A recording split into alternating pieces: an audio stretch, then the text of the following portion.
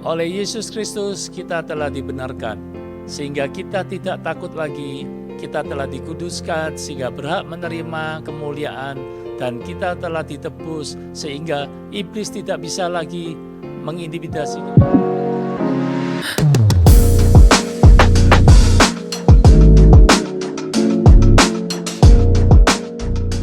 Shalom, selamat pagi saudara-saudara yang dikasihi Tuhan Yesus Kristus.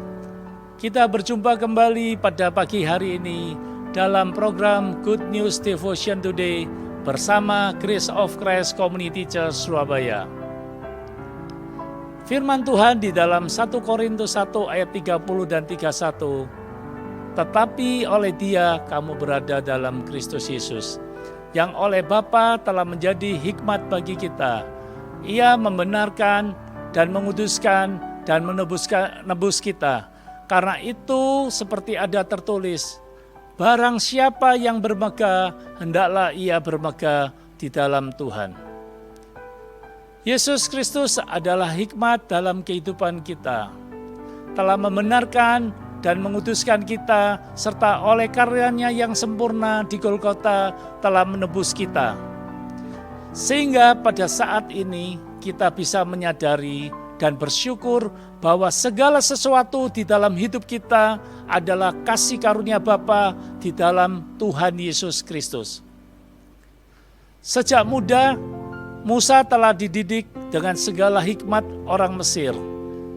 Saudara bisa melihatnya di dalam Kisah Para Rasul 7 ayat 22. Ia bertumbuh dalam hikmat dunia selama 40 tahun pertama masa hidupnya. Dalam hikmat dunia itu ia membuat sebuah keputusan yang keliru dan berakibat ia merasa sangat tertuduh, dan kemudian ia melarikan diri dari Mesir ke Midian dan hilang kemuliaannya sebagai pangeran di Mesir pada waktu itu. Di Gunung Horeb atau Gunung Tuhan, Musa berjumpa dengan Tuhan melalui semak duri yang menyala tetapi tidak terbakar. Dan perjumpaannya dengan Tuhan mengubah kehidupan Musa dari seorang yang ketakutan jadi berani karena Tuhan berjanji menyertai dia. Dari seorang yang pelarian menjadi pemimpin yang membawa umat Israel keluar dari perbudakan menuju tanah perjanjian. Dalam kisah Musa ini kita bisa menarik pelajaran bahwa hikmat dari dunia tidak bisa membawa kita kepada kemuliaannya yang sesungguhnya. Bahkan ketika kita membuat kekeliruan, maka hikmat dunia itu akan menuntut kita, membawa ketakutan, dan membuat kita lari dari panggilan kita yang sesungguhnya. Tetapi syukur bagi Bapa dalam Yesus Kristus yang adalah hikmat Bapa, hikmat yang berasal dari surga. Oleh Yesus Kristus kita telah dibenarkan, sehingga kita tidak takut lagi. Kita telah dikuduskan sehingga berhak menerima kemuliaan, dan kita telah ditebus sehingga iblis tidak bisa lagi mengintimidasi kita lagi. Di dalam Yesus Kristus kita telah menjadi ciptaan yang baru, yang lama telah berlalu dan yang baru sudah datang. Di dalam Yesus Kristus hidup kita tidak akan sama lagi, dan di dalam Yesus Kristus kita hidup dari kemuliaan demi kemuliaan. Itu sebabnya pada hari ini mari kita tetap menyadari bahwa hidup kita adalah karena anugerah Tuhan Yesus Kristus. Dan jika kita mengalami kemuliaan, itu semua hanya karena kasih karunia yang kita terima dari Tuhan Yesus Kristus, Juru Selamat kita.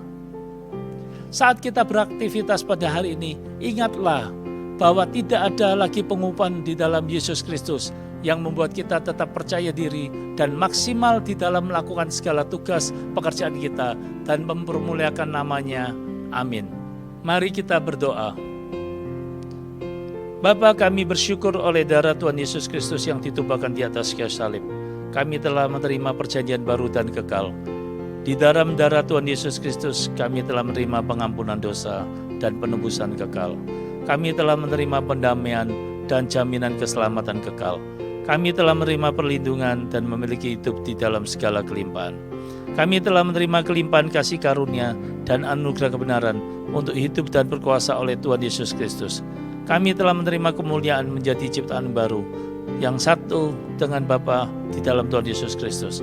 Kami menjadi satu tubuh Kristus yang esa untuk menyambut Tuhan Yesus Kristus datang kembali.